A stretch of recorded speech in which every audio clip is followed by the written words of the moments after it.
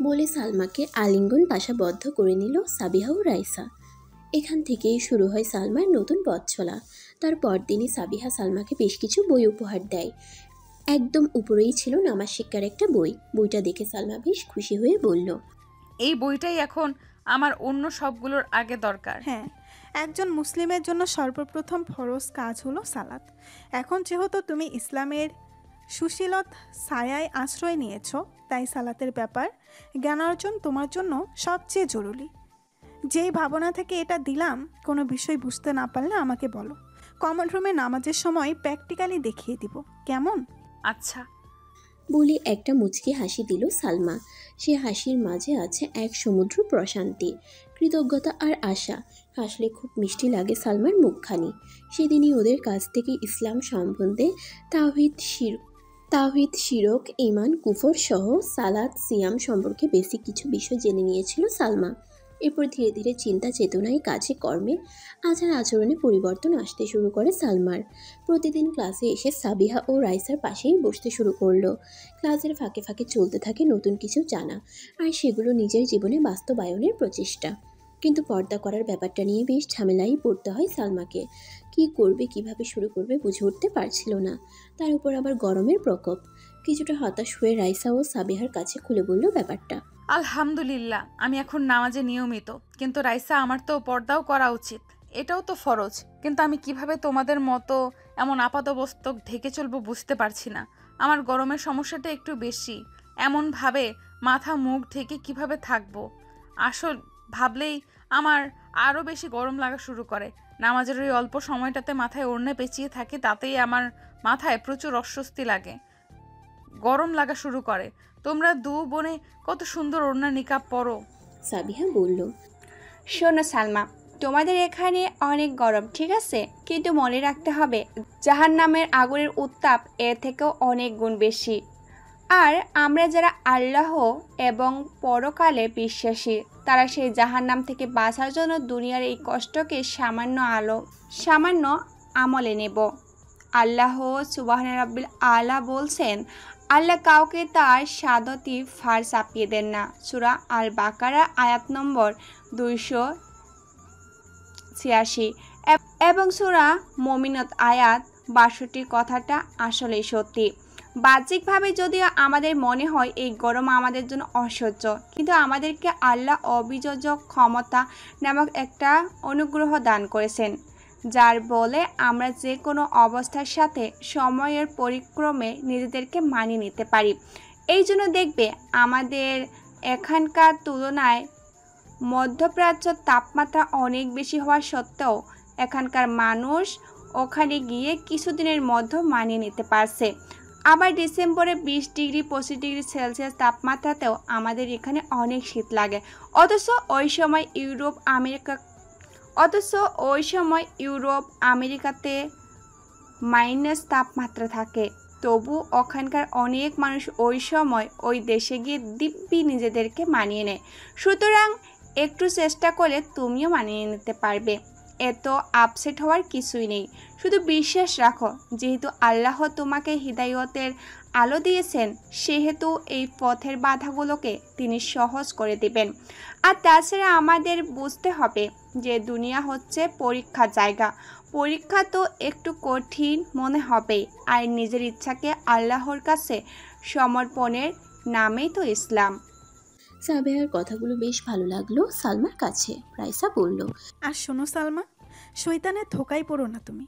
তুমি এখন দিন প্র্যাকটিস করতে শুরু করেছো তো, শয়তান চাইবে তোমাকে গরমের ভয় দেখিয়ে লোকে কি বলবে এই চিন্তা সহ নানান ভাবনা চিন্তা মাথায় ঢুকিয়ে দিয়ে দিন থেকে দূরে রাখতে। এসবে পাত্তা দিও না। একসাথে পুরোপুরি পদ্মা শুরু করব ভেবে বসে থাকলে মাঝখানের দিনগুলো তো শয়তানকেই সন্তুষ্ট করা হবে। তার চেয়ে বরং আস্তে আস্তে ধাপে ধাপে পুরোপুরি পদ্মা করার চেষ্টা করতে থাকো, তাহলে আল্লাহর পথে চেষ্টাটা অন্তত করা হবে। কিভাবে করব একটু বুঝিয়ে বলো।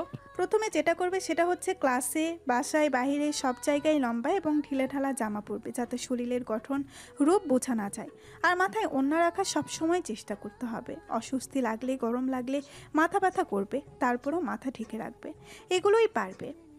আর সালাতে আল্লাহর কাছে বেশি বেশি দোয়া করতে থাকবে যাতে তিনি তোমার দিন পালনের সমস্ত বাধা বিপত্তিগুলো দূর করে দেন।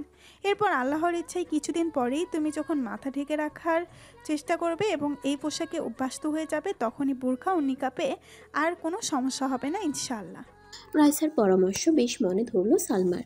আসলেই তো আমি এতদিন সব কিছু একসাথে শুরু করব ভেবে বসেছিলাম, অথচ একটু একটু করে শুরু করলে এতদিনে অনেকটাই এগিয়ে যেতাম।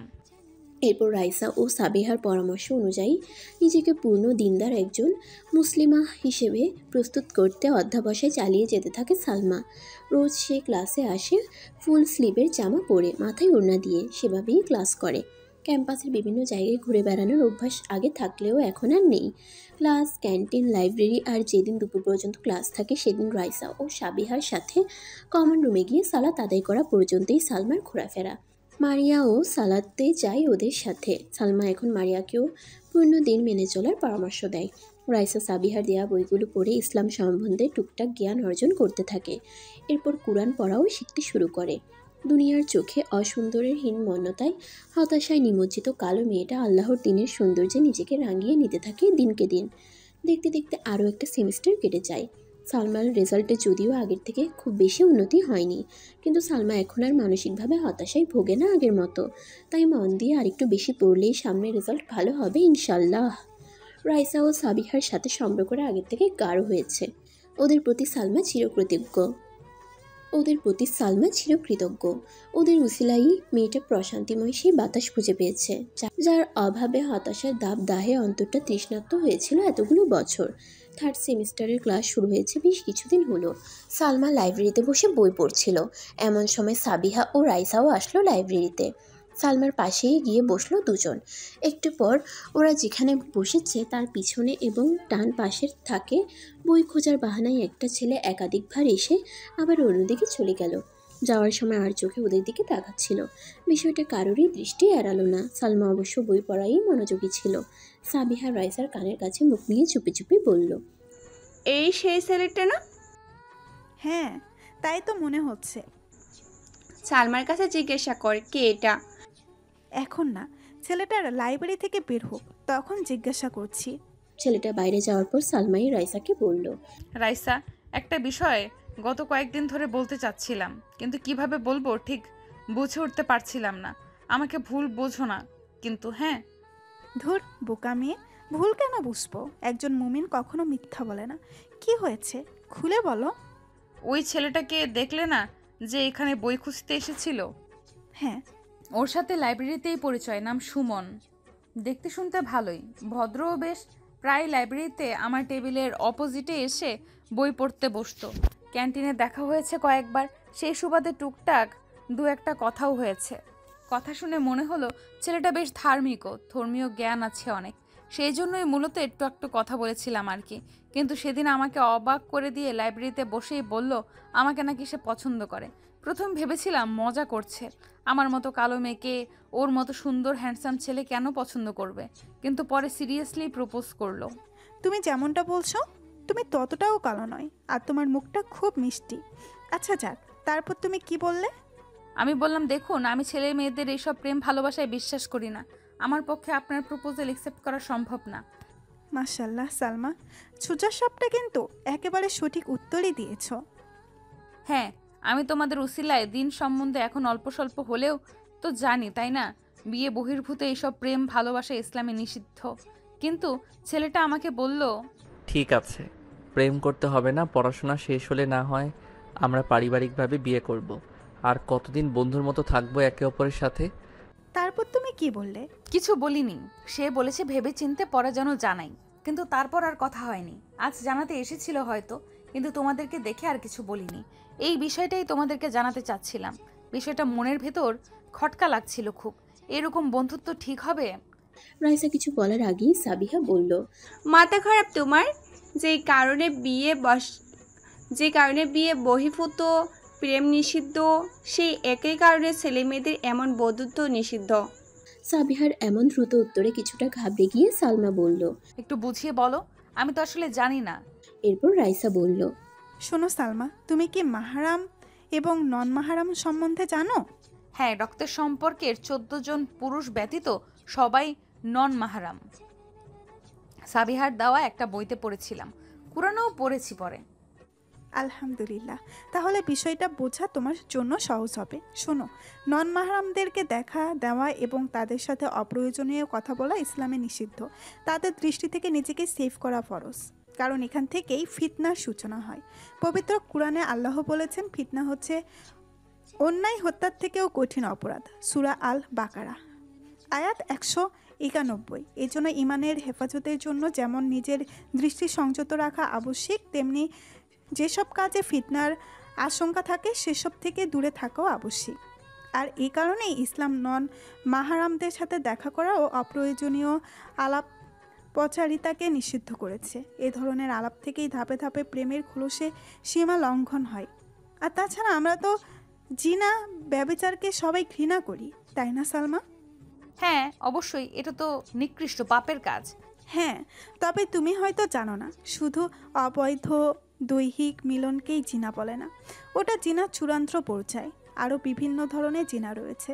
রাসূলুল্লাহ সাল্লাল্লাহু আলাইহি ওয়াসাল্লাম বলেছেন, চোখে জিনা হলো নিষিদ্ধ বস্তুর দিকে দৃষ্টিপাত করা, কানে জিনা হলো শ্রবণ করা, মুখে জিনা হলো কথোপকথন, হাতে জিনা হলো স্পর্শ করা, পায়ে জিনা হেঁটে যাওয়া, অন্তরে জিনা হলো আকাঙ্ক্ষা এবং কামনা করা। সহিহ মুসলিম হাদিস নং 6925, সুনান আল বাইহাকি হাদিস নং 13893। তাহলে তুমিই বলো, একজন নন মহারামের সাথে শারিয়াহ যে সীমারেখা টেনে দিয়েছে তা লঙ্ঘন করে যখন অবাধ দেখা সাক্ষাৎ কথাবার্তা বলা হবে, তখন কি সেটা জিনার অন্তর্ভুক্ত হবে না? হ্যাঁ তাই তো হবে। আল্লাহ আমাকে মাফ করুন, আমি তো বিষয়টা এভাবে ভেবে দেখিনি, আর এই হাদিসটাও জানতাম না। সাবিহা বলল, এই জন্যই ইমানের দাবি হচ্ছে যেখানে জিনার আশঙ্কতা আছে সেখান থেকে দূরে থাকতে হবে। কেননা আল্লাহ পবিত্র কোরআনে বলেছেন, জিনার ধারের কাছে যেও না, জিনার ধারের কাছে যেও না, নিশ্চয়ই ওটা অশ্লীলতা ও বিপদগামিতা। সূরা আল ইসরা আয়াত নম্বর 32। এরপর রাইসা বলল, তাহলে প্রিয় বান্ধবী আমার, এখন কি আর বুঝিয়ে বলতে হবে কেন শুধু বিয়ে বহির্ভূত প্রেম নয়, এসব বন্ধুত্ব ইসলামে নিষিদ্ধ? মুচকি হেসে সালমা উত্তর দিল। এমন সময় মারিয়া আসলো লাইব্রেরিতে। শাহজাদিরা সবাই তাহলে এখানে বসে গল্প করা হচ্ছে, আর আমি কমন রুম, ক্যান্টিন, কোথায় আপনাদেরকে খুঁজে পাচ্ছি না। মারিয়ার কথা শুনে হেসে দিল সবাই। সাবিহা জিজ্ঞেস করল, কেন, স্যার এসেছে ক্লাসে? না, আজকে আর ক্লাস হবে না, চলে গেছে সবাই। তোমরা যাবে না? ও তাই, হ্যাঁ যাবো তো। রাইসা চল তাহলে। সালমা তুমিও চলো, একা একা বসে থেকে কি করবে? বাসায় আস্তে আস্তে রাইসা ও সাবিহার আজকের বলা কথাগুলো স্মরণ করছিল সালমা। সত্যি ওদের উসিলায় আল্লাহ আমাকে আবারও সঠিক পথ দেখালেন। আল্লাহ ওদের ভালো করুক। কত সুন্দরভাবে ওরা আমাকে ইসলামের বিষয়গুলো বুঝিয়ে বলে। আল্লাহ ওদের জ্ঞানকে আরও বৃদ্ধি করে দিন। বাসায় এসে ফ্রেশ হয়ে ড্রেসিং টেবিলের সামনে দাঁড়ালো সালমা। লাইব্রেরি থেকে বেরোনোর সময় কানে কানে বলা সাবিহার কথাটা মনে পড়ল সালমার। সালমা, সৌন্দর্য নামক অনুগ্রহটা কেবল গায়ের রঙে নয়, গঠনেও থাকে। আল্লাহ তোমাকে সেই অনুগ্রহটা দিয়েছেন, আর উভয় সৌন্দর্য হেফাজতে রাখার জন্য আল্লাহ পর্দার বিধান দিয়েছেন। তাই নিকাব আর বোরখা পরা শুরু করে দাও আল্লাহর নাম নিয়ে, আল্লাহর বিধান মেনে। তাই তার দেওয়া অনুগ্রহগুলোকে হেফাজত করলে এই বন্ধুত্ব বা প্রেম নামক খুতওয়াত শয়তান থেকে আল্লাহই তোমাকে হেফাজত করবেন ইনশাআল্লাহ। আয়নায় নিজের প্রতিবিম্বের মুখে আনমনেই এক চিলতে লজ্জা মাখা হাসির রেখা দেখতে পায় সালমা। সত্যিই বলেছে সাবিহা। আমার বোরকা নিকাব পরেই চলা উচিত। তাছাড়া ওড়না আর ফুল স্লিভের জামা এখন তো আমি অভ্যস্ত হয়ে গেছি, এখন আর কিসের অজুহাত। যেই ভাবনা সেই কাজ। পরদিন ক্লাস শেষে রাইসা ও সাবিহার সাথে মার্কেটে গিয়ে বোরকা ও নিকাব কিনে আনলো সালমা। এরপর থেকে প্রতিদিন এই ড্রেসেই ভার্সিটিতে যায় সে। বাসার সবাই সালমার এই পরিবর্তনে বেশ খুশিই হলো। সালমার মা খুশি হলো বেশি, হবেই বা না কেন। আগে তো মেয়েকে শত বলে কয়েও নামাজ পড়াতে পারতো না, আর এখন মেয়ে নিজে থেকেই নামাজ পড়ে, বোরকা পরে, তাও নিকাব সহ। সালমার দেখা দেখি ওর মাও বাইরে যেতে হলে বোরকা নিকাব পরে বাইরে যায় এখন। অবশ্য এর পিছনে সালমার ভূমিকা আছে। মাকে বুঝিয়েছে যে পর্দা করা কতটা জরুরি। সালমার বাবাও ওর পরিবর্তনে বেশ খুশি। এভাবেই দিন কাটতে থাকে সালমার। কিছুদিন পর সালমা সাবিহার রাইসার মতো হাতে পায়ে মোজাও পরা শুরু করলো। হঠাৎ দেখলে তিনজনকে আলাদা করা কঠিন হয়ে যায় ক্লাসের সহপাঠীদের কাছেও। একই রকম কালো বোরখা, কালো রঙের বড় আরাবিয়ান নিকাব, হাতে কালো মোজা, পায়ে কালো ক্যাটস।